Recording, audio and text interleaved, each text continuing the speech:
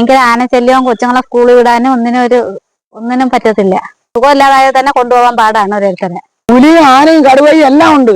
ഫോറസ്റ്റുകാരൊക്കെ വരും. ഫോറസ്റ്റ് അവർ വന്നിട്ട് എന്ത് ചെയ്യാനാ? അവർ മനുഷ്യരല്ലേ?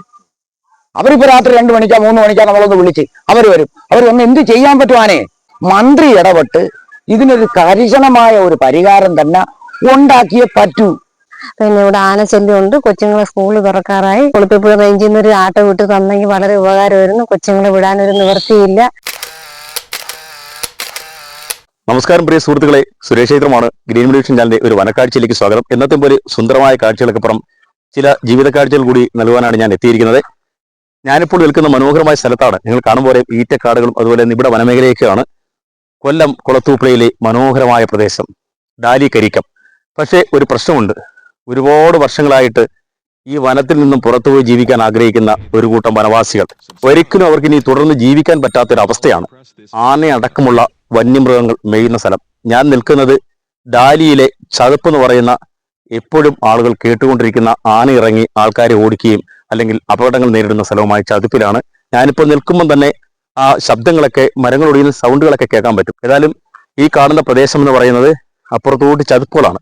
എപ്പോഴും ആനകളെ കാണാം. വൈകുന്നേരം 6 മണിക്ക് ശേഷമൊക്കെ, ചിലപ്പോൾ അതിരാവിലെയൊക്കെ അപ്രതീക്ഷിതമായാണ് ആനകൾ എത്തുന്നത്. പക്ഷേ ഇവിടുത്തെ ഒരുപാട് ആൾക്കാർ ജീവിക്കുന്നത് പേടിച്ചാണ്. കുട്ടികളെ സ്കൂളിൽ എത്തിക്കാൻ പറ്റുന്നില്ല, മറ്റുള്ള പ്രശ്നങ്ങൾ, ജോലിക്ക് പോകാൻ പറ്റുന്നില്ല.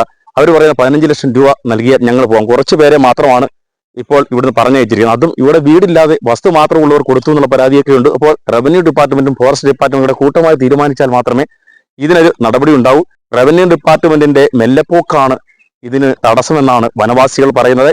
ഏതായാലും ഒരുപാട് ദുരിതം അനുഭവിക്കുന്നുണ്ട്. നമുക്ക് അവരുടെ തന്നെ അഭിപ്രായങ്ങൾ ഒന്ന് കേട്ടു നോക്കാം. അപ്പോൾ നിങ്ങൾ എല്ലാവരും ഇത് കണ്ടിട്ട് അഭിപ്രായങ്ങൾ പറയുക. Watch it green media channel. Kulathupuzha റേഞ്ചിൽ ഡാലിക്കരിക്കം എന്ന പ്രദേശത്തെ സ്ഥിരതാമസക്കാരനായ, എന്റെ പേര് പ്രസന്നൻ എന്നാണ്. 1980 മുതൽ ഇവിടെ താമസക്കാരനാണ്. ഇപ്പോ വന്യമൃഗങ്ങളുടെ ശല്യം കാരണം ഈ റോഡിൽ നടക്കാനോ പോവാനോ കുട്ടികളെ സ്കൂളിൽ വിടാനോ ഒന്നിനും പറ്റുന്നില്ല. പുനരധിവാസ പദ്ധതിയിൽ ഉൾപ്പെടുത്തി ചതുപ്പ് പ്രദേശങ്ങൾ ഒഴിപ്പിക്കാൻ പേപ്പർ ഭാഗങ്ങൾ ഞങ്ങളെ കയ്യിൽ നിന്നും വാങ്ങിയിട്ട് 5 വർഷമായി. ഇതുവരെയും പൈസ കിട്ടിയിട്ടില്ല. പുറത്ത് താമസിക്കുന്ന 7-8 പേർക്ക് പൈസ കൊടുത്തു. ബാക്കിയുള്ളവർക്ക് ആർക്കും പൈസയും കൊടുത്തിട്ടില്ല. എത്രയും പെട്ടെന്ന് തന്നെ അടിയന്തരമായി ഇത് മന്ത്രി ഇടപെട്ട് ഇത് എന്നൊരു തീരുമാനം ഉണ്ടാക്കി തരണമെന്നാണ് നമ്മുടെ അഭ്യർത്ഥന. അല്ലാതെ ഇവിടെ ജീവിക്കാൻ യാതൊരു നിവൃത്തിയുമില്ല. എത്ര ലക്ഷം രൂപ കൊടുക്കുന്നത്? ഒരാളിന് 15 ലക്ഷം രൂപ. 1 സെന്റ് മുതൽ 5 ഏക്കർ വരെ ഉള്ളവർക്ക് 15 ലക്ഷം രൂപ. അതിന് ഞങ്ങൾ പോകാൻ തയ്യാർ തന്നെ. 18 വയസ്സിന് മുകളിൽ പ്രായമുള്ള പെൺകുട്ടികൾക്ക് പൈസ ഉണ്ട്, ആൺകുട്ടികൾക്കും പൈസ ഉണ്ട്. കൊടുത്തേ പറ്റൂ. ഈ പൈസ കൊണ്ട് നാട്ടിൻപുറത്ത് കയറിയ ഒരു 5 സെന്റ് മണ്ണെങ്കിലും മേടിച്ച് എവിടെയെങ്കിലും കിടക്കണ്ടേ? 45 വർഷമായിട്ട് ഇവിടെ താമസിക്കുന്നവരാ. പിന്നെ 80 മുതൽ ഞാൻ ഇവിടെ താമസക്കാരനാ. അന്നൊന്നും വന്യമൃഗങ്ങളുടെ ശല്യമൊന്നുമില്ല. അന്ന് ഈ വന്യമൃഗങ്ങളുടെ ശല്യം ഇപ്പൊ എന്താണ് ഇത്ര വന്യമൃഗങ്ങളുടെ ഒരു ശല്യം ഉണ്ടാവുക? ഇപ്പൊ ആനയെ പിടുത്തമില്ല. ഇഷ്ടം പോലെ പെറ്റി പെരുകി കിടക്കുകയാണ്. ജനസംഖ്യയേക്കാൾ കൂടുതൽ മൃഗസംഖ്യയായി. ഇതിന് കർശനമായൊരു തീരുമാനം ഉണ്ടായില്ലെങ്കിൽ ജനങ്ങൾ പുറകെ കൂട്ടിപ്പോകും. നമ്മുടെ ഇവിടെ എത്ര വീടുകളുണ്ട്? ഇപ്പം 32 പേര് താമസക്കാരുണ്ട്. ഒഴിപ്പിച്ചത് 8 പേർക്ക് കണ്ട പൈസ കൊടുത്തിട്ടുണ്ട്. ഇത്ര താമസക്കാർക്കല്ല പൈസ കൊടുത്തിരിക്കുന്നത്. താമസക്കാരെ അല്ല അവർ പുറത്ത് താമസിക്കുന്നവരെ, അങ്ങനെയുള്ളവർക്കാണ് ഇവിടെ പൈസ കൊടുത്തിരിക്കുന്നത്. മാത്രകരിക്കത്തിൽ മിക്കവാറും ഉള്ളവരെല്ലാം പോയി. ബാക്കി അവർ പോകാത്തവരാണ് ഇന്ന് നിൽക്കുന്നത്. 1-2 വീട്ടുകാരേ ഉള്ളൂ പോകാൻ നിൽക്കുന്നവർ. ബാക്കിയുള്ളവരെല്ലാം ഒഴിഞ്ഞു പോയതാണ്. അടിയന്തരമായിട്ട് ഇതിന് മന്ത്രി തന്നെ ഇടപെട്ട് ഇതിനൊരു തീരുമാനം ഉണ്ടാക്കിയില്ലെങ്കിൽ ജനങ്ങൾ കുഴഞ്ഞു പോകും. കൃഷി ചെയ്യാനൊന്നിനും ഒക്കാത്തൊരു സാഹചര്യമാണ്. കാട്ടുപോത്തും ആനയും പന്നിയാണ് പ്രധാനം. എല്ലാ ശല്യം തന്നെ. കുരങ്ങ് അതിനേക്കാളിലും, മലയെണ്ണ അതിനേക്കാളിലും, കാട്ടുപോത്ത് അതിനേക്കാളിലും. സന്ധ്യ ആയി കഴിഞ്ഞാൽ റോഡ് എല്ലാവർക്കും നടക്കാൻ പറ്റൂ, കൊച്ചു പിള്ളേർക്ക് സ്കൂളിൽ പോകാൻ പറ്റൂ. ഇതൊരു വല്ലാത്ത പദ്ധതിയായി പോയെന്ന്.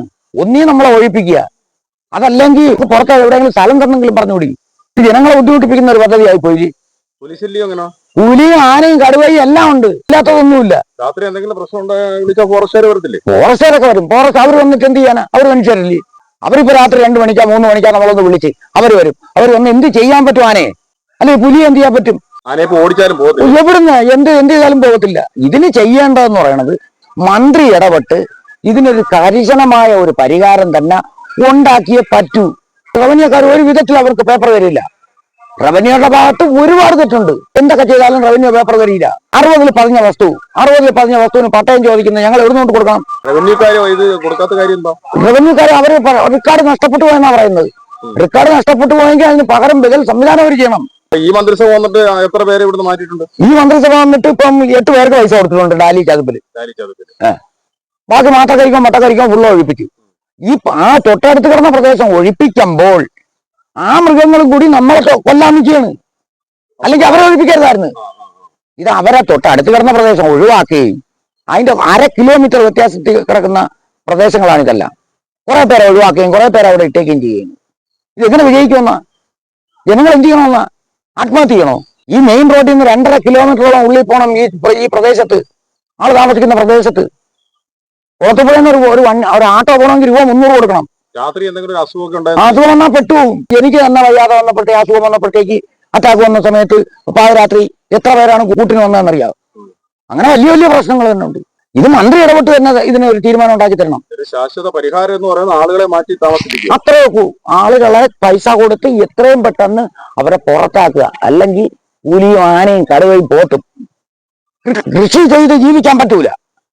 കേന്ദ്ര വനം മന്ത്രാലയത്തിന്റെ കാര്യങ്ങളൊക്കെ അവരെല്ലാം റെഡിയാക്കിയിട്ടുണ്ടോ, അതോ കേരള സർക്കാരിന്റെ താമസമാണോ? ഇത് കേരള സർക്കാരിന്റെ താമസമാണ്. കേന്ദ്രത്തിന്റെ പൈസ ഒന്നുമല്ല. ഇത് റേബൽ കേരള പദ്ധതി ഒന്ന്. രണ്ടാമത് കിബി. ഒന്നീ കിബി ഏറ്റെടുക്കണം, അതല്ലെങ്കിൽ റീബൽ കേരള. അവരാണ് ഇതിന് പൈസ കൊടുത്തോണ്ടിരിക്കുന്നതും.